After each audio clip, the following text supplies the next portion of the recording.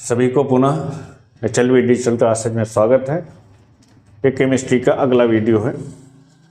इसका पहला क्वेश्चन है, पेप्टाइड तथा पेप्टाइड बंध किसे कहते हैं? एक उदाहरण सहित समझाइए। पेप्टाइड तथा पेप्टाइड बंध किसे कहते हैं? एक उदाहरण द्वारा समझाइए। तो देखिए, पेप्टाइड और पेप्टाइड बंध क्या होते हैं। इसका आंसर होगा जब समान व असमान, इसके आंसर में होगा जब समान व असमान, जब समान व असमान एमिनो अम्ल, समान व असमान एमिनो अम्ल,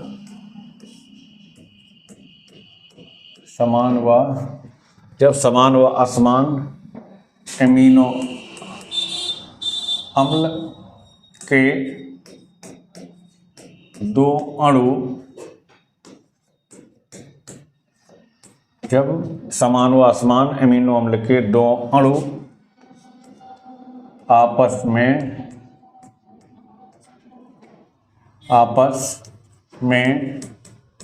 क्रिया करते हैं, आपस में क्रिया करते हैं,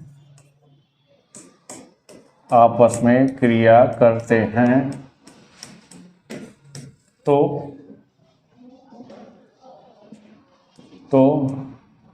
एक का कार्बोक्सिलिक अम्ल, एक का कार्बोक्सिलिक अम्ल,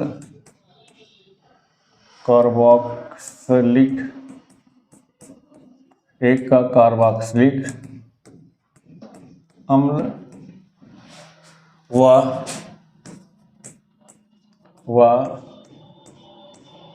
दूसरे का एमिनो समूह,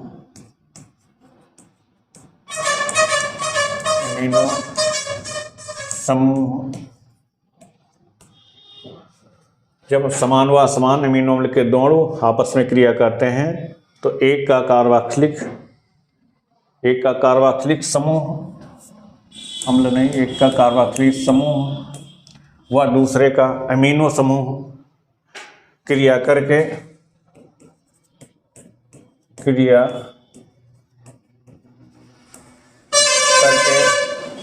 एमाइड बंध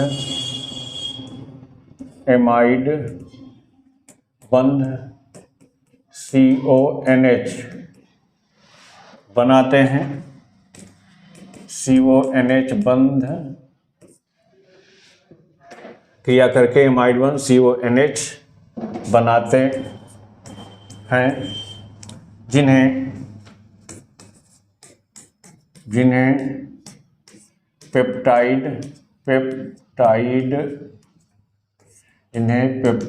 बंध कहते हैं, जिन्हें पेप्टाइड बंध कहते हैं। जब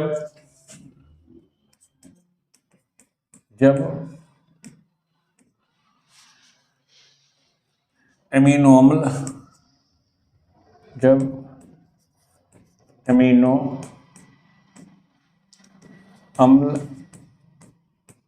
के अणु, जब एमिनो अम्ल के अणु संघनित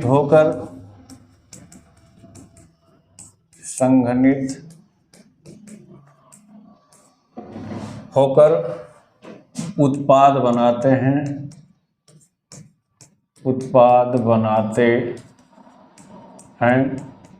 तो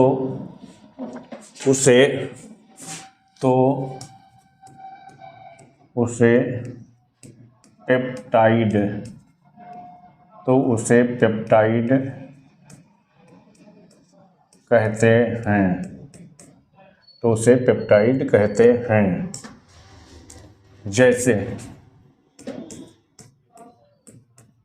जैसे देखिए, जैसे हमने ले लिया CRH, हमने ले लिया इधर कार्बोक्सिलिक समूह COOH, COOCH, इधर हमने जोड़ दिया एमिनो समूह, इधर हमने जोड़ दिया NH2 समूह NH2। अब ये हमारा एमिनो अम्ल हो गया।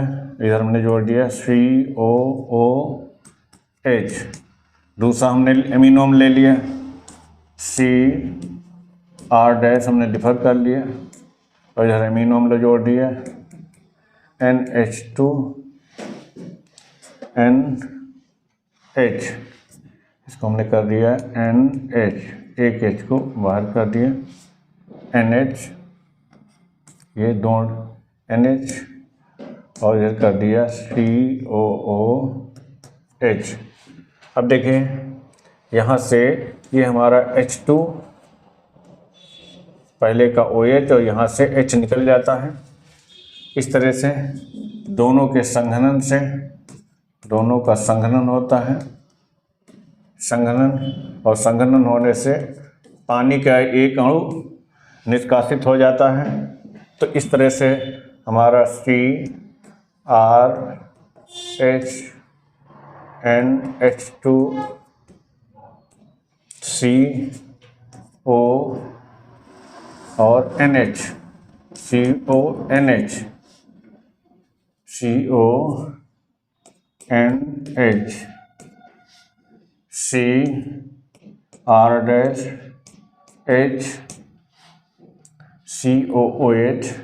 COOH का एक यौगिक बनाते हैं, जिसमें हमारा ये जो होता है यही हमारा कहलाता है पेप्टाइड। पेप्टाइड बंध कहलाता है, यही हमारा कहलाता है पेप्टाइड बंध। पेप्टाइड बंध। इस तरह से ये हमारा एमिनो अम्ल का आंसर हो जाता है। आई होप समझ गए होंगे। अगले क्वेश्चन की ओर बढ़ते हैं। क्वेश्चन को साथियों में शेयर भी करें और बेल आइकन दबाना न भूलें। चलिए अगला क्वेश्चन है स्क्रीन पे। पहला है हमारा CONH3 का होल 6 और Cl3। देखिए उपसह संयोजन यौगिकों के IUPAC नाम लिखने हैं, जिसमें IUPAC नाम में हमारे पास एक कोऑर्डिनेशन स्टेयर होता है, उपसह संयोजन मंडल, और एक आयन मंडल होता है। अब आयन मंडल में अगर पहले मूलक दिया तो उसका नाम लिख लेते हैं। उसके बाद उपसह संयोजन मंडल में जो लिगेंड होते हैं उनका नाम पहले लिखते हैं। उसके बाद सेंट्रल एटम का नाम लिखते हैं, उसकी ऑक्सीकरण संख्या लिखते हैं। उसके बाद आयन मंडल में दूसरा मूलक अगर दिया है तो उसका नाम भी लिखते हैं। तो इसका नाम हमारा हो जाएगा, इसके आयन मंडल में नहीं है कुछ, तो ये हमारा हो जाएगा, इसमें 6 हैं तो हो जाएगा हेक्सा। 6 के लिए हमारा लिगेंड 6 लिगेंड है तो हो जाएगा हेक्सा एमीन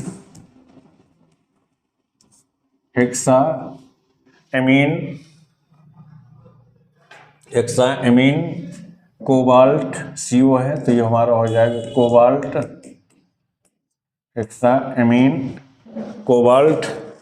इसका ऑक्सीडेशन नंबर हो जाएगा, रोमन अंक में लिख देते हैं। ये तो उदासीन लिगेंड है, Cl के ऊपर 1 माइनस होता है, 3 है तो कोबाल्ट थर्ड हो जाएगा, कोबाल्ट थर्ड, छोटे कोष्ठक में लिख देते हैं। उसके बाद क्लोराइड, उसके बाद हो जाएगा क्लोराइड। इस तरह से हमारा पहला का IUPAC नाम हो जाएगा। दूसरा हमारा दिया है CONH3 का होल 5 Cl और Cl2। इसका नाम हमारा हो जाएगा, इसमें कोऑर्डिनेशन स्टेयर में 2 तरह के लिगेंड हैं। इसमें पहला एमीन है, दूसरा क्लोरिडो है। तो पहला एमीन 5 है इसके, तो हो जाएगा पेंटा एमीन तो हो जाएगा पेंटा एमीन क्लोरिडो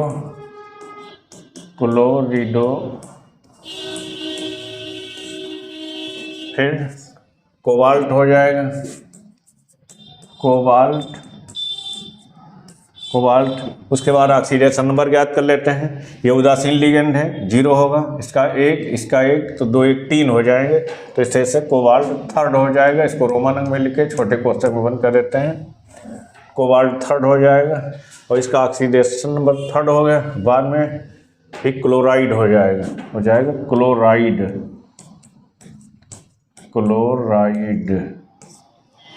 फिर तीसरा है K3FeCN6 ये है, 2021 में पूछा गया है जीबी सेट में।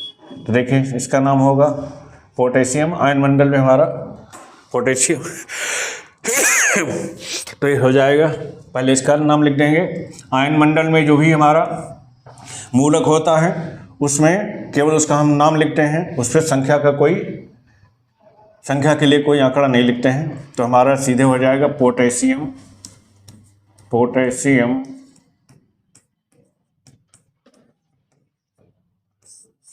पोटेशियम। अब आयन स्फीयर में पहले लिगेंड का नाम लिखेंगे। तो हमारे 6 CN लिगेंड है, जिसके 6 हैं समूह। तो हो जाएगा हेक्सा, 6 के लिए हमारा हो जाएगा हेक्सा। और CN के लिए हमारा हो जाएगा साइनो, तो हेक्सा साइनो। अब यहाँ पर हमारा कोऑर्डिनेशन स्फीयर निगेटिव है, इसलिए इसका आयरन सामान्य नाम न लिख करके उसको नाम फेरेट लिखेंगे। तो ये हो जाएगा फेरेट, आयरन फेरेट। इसका ऑक्सीडेशन नंबर ये +3 -3 तो 3 बचेगा, तो फेरेट थर्ड हो जाएगा। तो इस तरह से हमारा इस तीसरे का यूपीएससी नाम हो गया। फिर चौथा हमारा दिया है K2PdCl4। तो ये हो जाएगा पोटेशियम।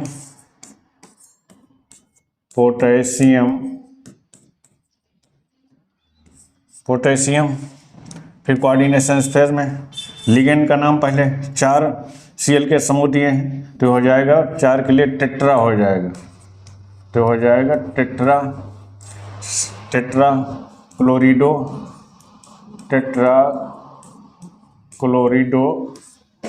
Potassium tetra क्लोरिडो। और इसका पहले डेट हो जाएगा, जो हो जाएगा इसका नाम पहले डेट हो जाएगा। और इसकी ऑक्सीडेशन नंबर हो जाएगा 4 माइनस के 2 प्लस के, तो 2 बचेगा। तो इसका ऑक्सीडेशन नंबर हो जाएगा सेकंड। ऑक्सीडेशन नंबर हो जाएगा सेकंड के। फिर पांचवा यूपीएससी है पीटी।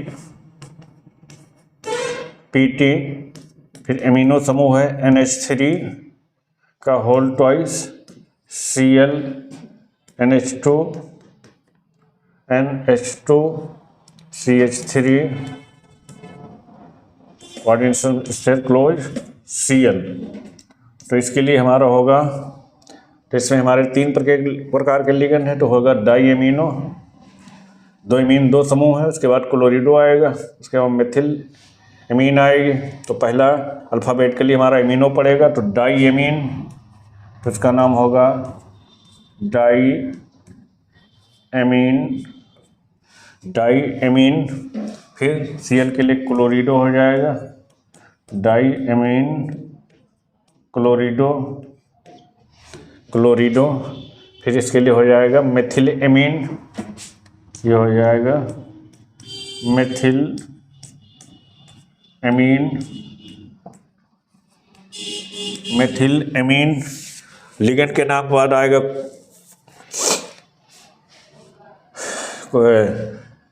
केंद्रीय आधार परमाणु का नाम, तो प्लेटिनम हो जाएगा, क्योंकि पॉजिटिव है तो हो जाएगा प्लेटिनम तो हो जाएगा प्लेटिनम, तो ये प्लेटिनम हो गया।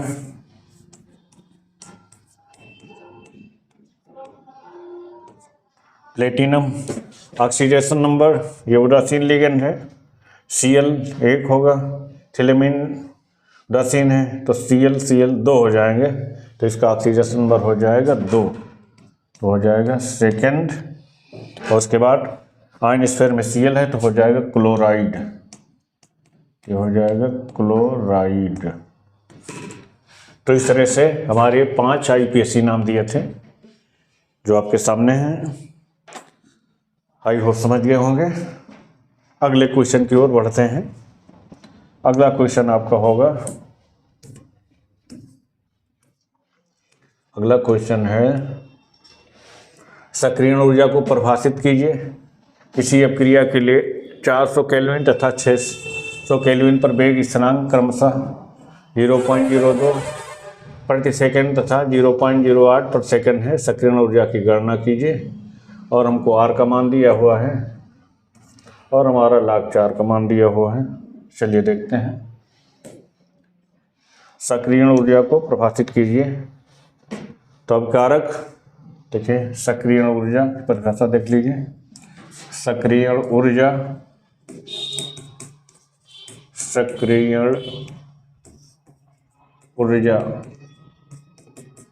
तो अभिकारक अणुओं की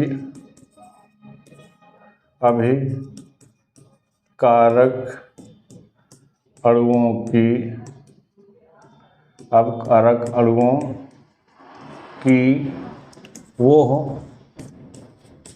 अतिरिक्त ऊर्जा, अभिकारक अणुओं की वह अतिरिक्त ऊर्जा जो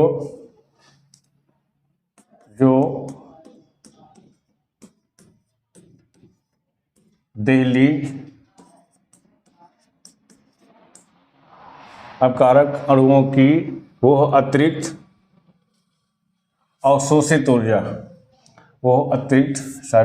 अपकारक अणुओं की वो अतिरिक्त अवशोषित ऊर्जा,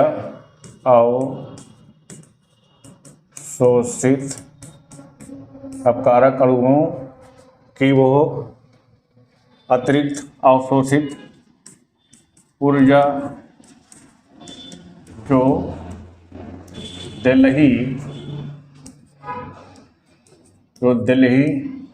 ऊर्जा के समान हो,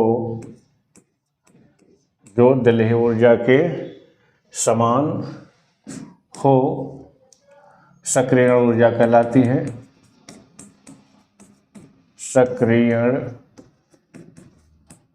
ऊर्जा कहलाती है। सक्रियण ऊर्जा कहलाती है। अब दिया है T1 बराबर 400 केल्विन, T2 बराबर 600 केल्विन, वेग स्थिरांक K1 बराबर दिया है 0.02 प्रति सेकंड, K2 दिया है 0.08 प्रति सेकंड है। तो सक्रियण ऊर्जा, अब हमारा फार्मूला होता है, फार्मूला सक्रियण भाग के लिए होता है log K2 बटे K1 बराबर EA। सक्रियण ऊर्जा की गणना करना है EA बराबर क्या होगा, EA अपान 2.303 R T2 माइनस T1 बटे T1 T2, ये हमारा फार्मूला होता है। इन मानों को हम रख देते हैं। देखिए हमारा हो जाएगा log K2, अब K2 का मान हमारा दिया है 0.08 बटे K1 दिया है 0.02 के बराबर EA अपॉन 2.303 R का मान दिया है 8.314 log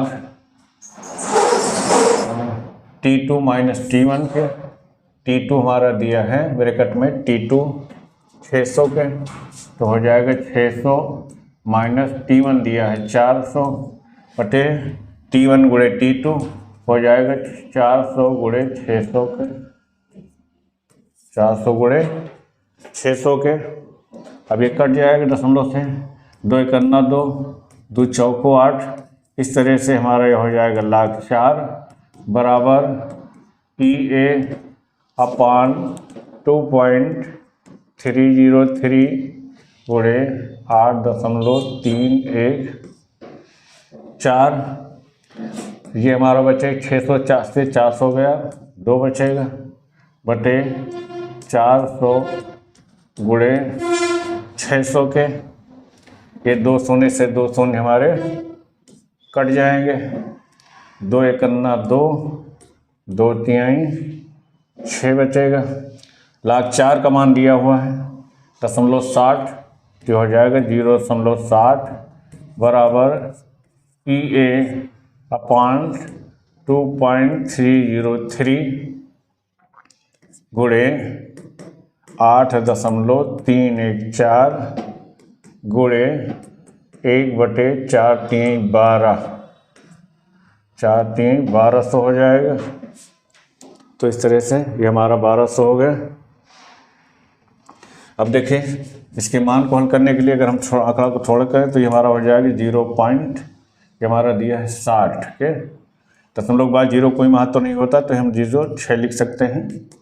EA बटे इसको अगर 60 में कर दें तो ये हम लिख सकते हैं 2.3 के, और ये हम लिख सकते हैं 8.314। बहुत छोटा आंकड़ा है, आंकड़े को कम कर देते हैं। 8.3 गुणे 1200, ये हमारा हो गया 1200। ये दशमलव से हमने इसको 2 0 काट दिए, तो इस तरह से हमारा ये मान हो जाता है।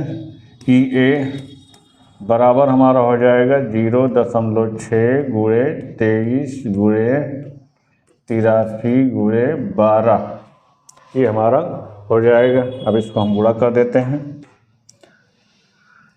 तो 12 पंचे 60, 12 छंग 72, तो हमने 72 हो गया। तो ये हमारा हो जाएगा 72 मतलब 7.2 दशमलव लगा है। 7.2 को हमें गुणा कर देना है 83 से।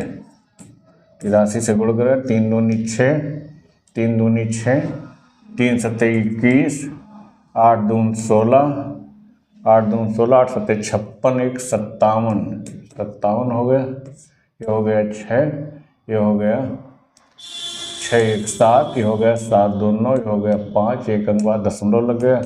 इसका गुणा हमने फिर करा दिया, 83 हो चुका, 23 से कर दिया, तो ये गुणा हमने 23 से कर दिया, तो हो गया 3 छंग 18 के 8, 3 छंग 18 के 8, 1 3 सत्ते 21, 1 22 के 2 हाथ आए 2, 9 3 27, 2 29 के 9 हाथ आए 2, 5 3 15, 2 17, 2 छक 12 के 2, 2 छक 12 के 2, 2 से 14 15 के 5, 2 से 14 15 के 5 हाथ आया 1, 2 9 18, 1 19 के 9 हाथ आया 1, 5 9 10, 1 11,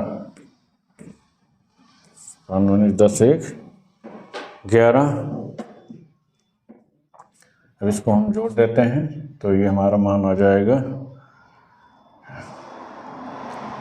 ये आ जाएगा 12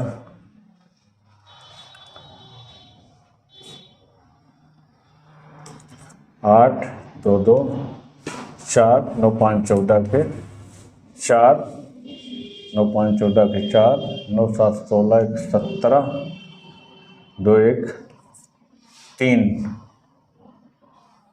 और ये 1 ये हो जाएगा।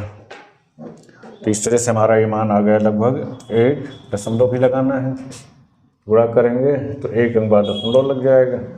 तो इस तरह से हमारा हो जाएगा 1,3,7,4.8 ये हो जाएगा हमारा जूल के, ये हमारा जूल हो जाएगा।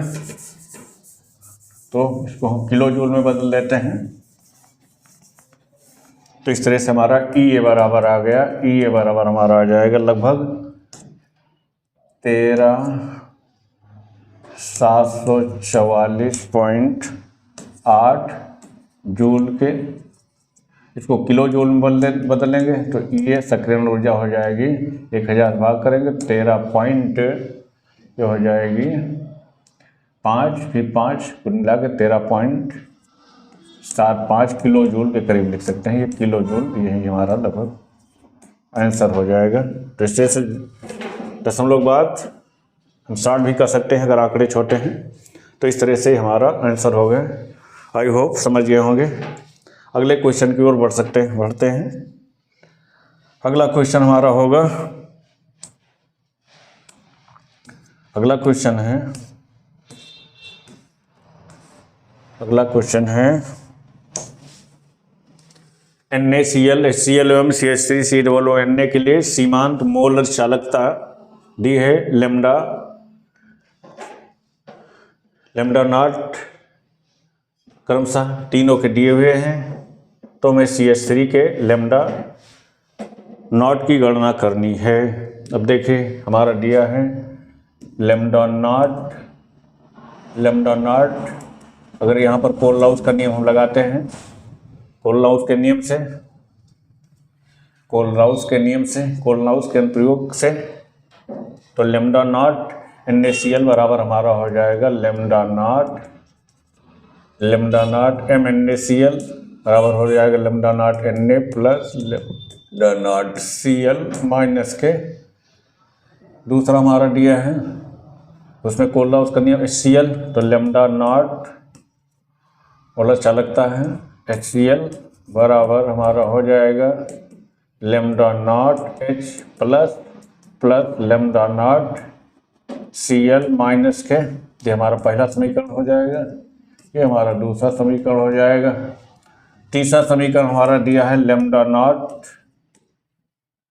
CH3COONA।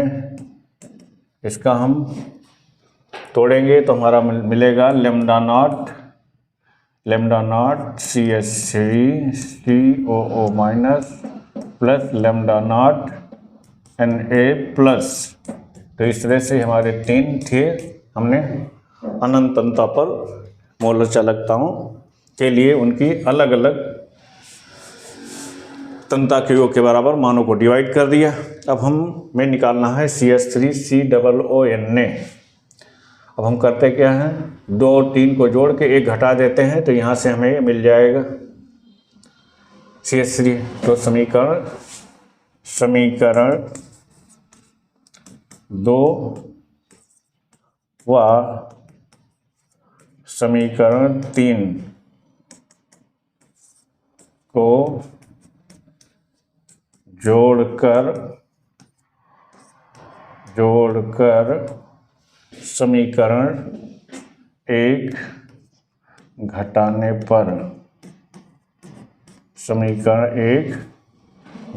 पर तो हमने जोड़ दिया, तो इन दोनों को जोड़ा है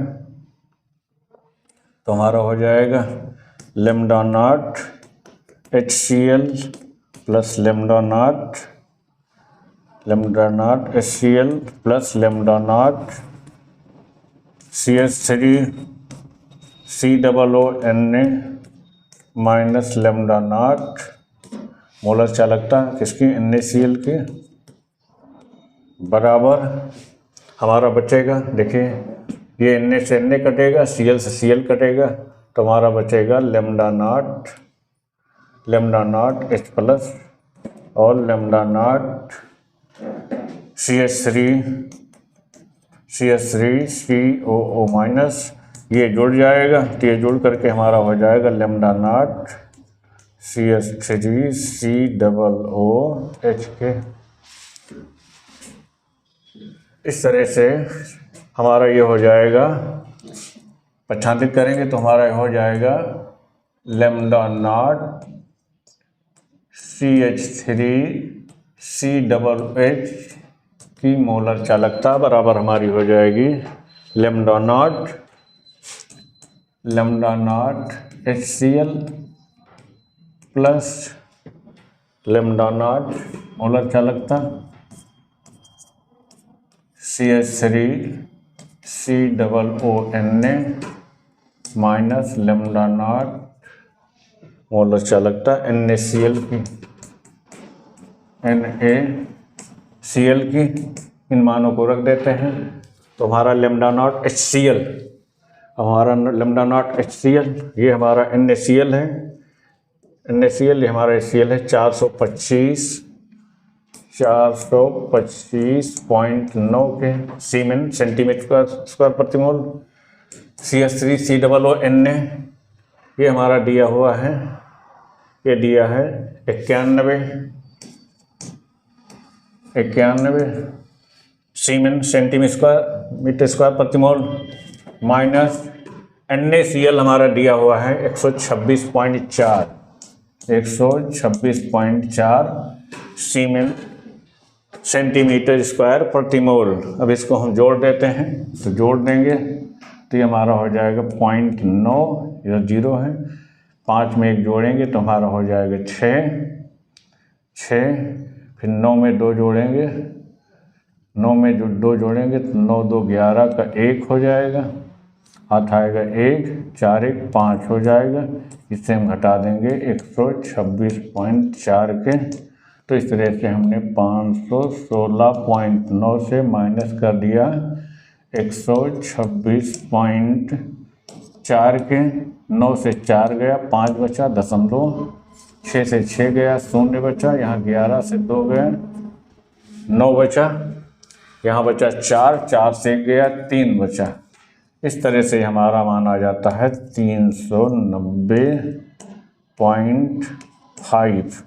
तो इस तरह से हमारा एसिटिक अम्ल की मोलर चालकता आ जाती है, CH3COOH की मोलर चालकता 390.5 सीमेन सेंटीमीटर स्क्वायर प्रति मोल इनवर्स, ये हमारा आंसर हो जाता है। तो आई होप समझ गए होंगे। अगले क्वेश्चन की ओर बढ़ते हैं। अब अगला क्वेश्चन हमारा होगा, अगला क्वेश्चन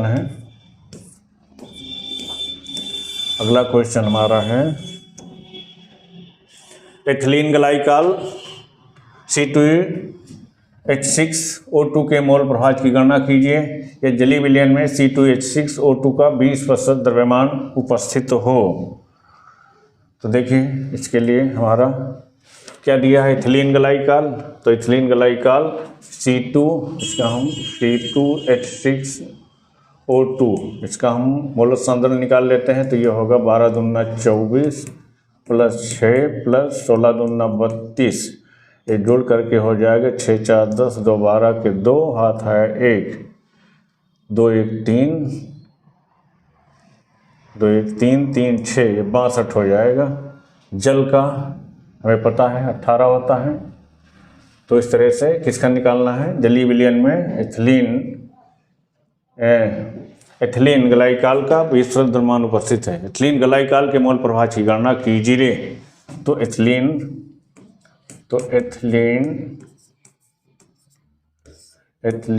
ग्लाइकॉल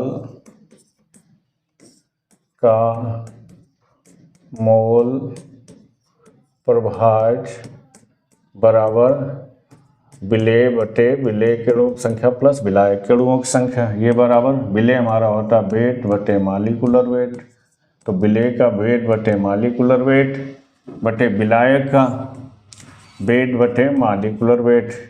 अब इन आंकड़ों को हम रख देते हैं। तो वेट 20% दिया है, इसका मतलब एथिलीन ग्लाइकॉल 20 ग्राम है, तो हो जाएगा 20 ग्राम बटे एथिलीन का अणुभार हमारा दिया है 62, तो 20 बटे 62 हो जाएगा। नीचे भी 20 बटे 62 हो जाएगा, 20 बटे 62 प्लस 20% है, तो इसका शेष 80% तो हमारा जल होगा, तो विलायक का भार हमारा हो जाएगा 80 और उसका अणुभार होता है 18 के, तो 18 हो जाएगा, 2 से काटेंगे, ये होगा 10, ये हो जाएगा 31, ये भी 10, ये भी 31 बचेगा, इसको काटेंगे तो ये बचेगा 40 बटे 9 के, तो ये हमारा बचेगा 10 बटे 31 बटे, ये भी होगा 10 बटे 31 प्लस 40 बटे 9 के, तो इस तरह से हमारा ये हो जाएगा 10 बटे 31, तो 31 को हम 10 से भाग करेंगे, तो 31 को 10 से भाग करेंगे, 10 दशमलव लगाया, 0 बढ़ाए लगभग 3 बार जाएगा, तो ये 3 हो गया, 11 3 त्रिका 9 के, ये बचेगा 7, ये बचेगा 7, दशमलव लगा है 0 बढ़ा दिया, तो ये बार लगभग जाएगा 31 दूना 62, तो 0.32 के बराबर लगभग होगा, 0.32 दूना 62, 80 बचेगा, तो हाँ ये होगा 0.32, ये भी हमारा 0.32 आएगा, 0.32 प्लस 9 को 40 से भाग करेंगे, 9 को 40 से भाग करेंगे तो 9 चौक 36, 36 4 40, फिर 9 चौक 36 दशमलव लग गया, 0 बढ़ा दिया, 9 चौक 36, 9 चौक 36, तो इससे हमारा हो जाएगा 4.44, तो इस तरह से ये हमारा आंकड़ा बनेगा C2H6O2 का मोल प्रभाज बराबर ऊपर रहेगा 0.32, नीचे ऐड हो जाएगा तो हो जाएगा 4 2 6 के, 4 2 6 के और 4 3 7 हो जाएगा, 4 3 7.4 के, 0.4 हो जाएगा, दशमलव बहुत बार 2 अंक इसमें है, 2 अंक इसमें है, कट गया, तो बचेगा 32 बटे 476 के, 2 से काट देंगे, 16 दूना 32, ये भी 2 से कट जाएगा, ये भी 2 से कट जाएगा, 2 दूना 4, 2 तिहाई 6, 2 8 16, फिर 2 से कट जाएगा, 2 चौको 2 8 16, ये हो जाएगा 2 1 2, 2 1 2, 2 9 18, तो हो जाएगा 8 बटे 119 के, 119 को 8 से डिवाइड कर देंगे, 8 से डिवाइड करेंगे तो दशमलव लगा है, ये 0 बढ़ गया, नहीं जा रहा है, 0 बढ़ गया तो 0 बढ़ा दिया, अब ये जाएगा 77, 7 बार जाएगा, 6 बार जाएगा शायद, क्योंकि तो 9 6 54 के 4 हो गया, 9 6 54 के 4 हो गए, हाथ आएगा 5, तो होगा 11 छक्का 66, 66 और 5 जोड़ेंगे तो यह आ जाएगा 6 5 11 का 1 और 1 7, हो जाएगा 71, 10 से 4 गया, 6 बचा,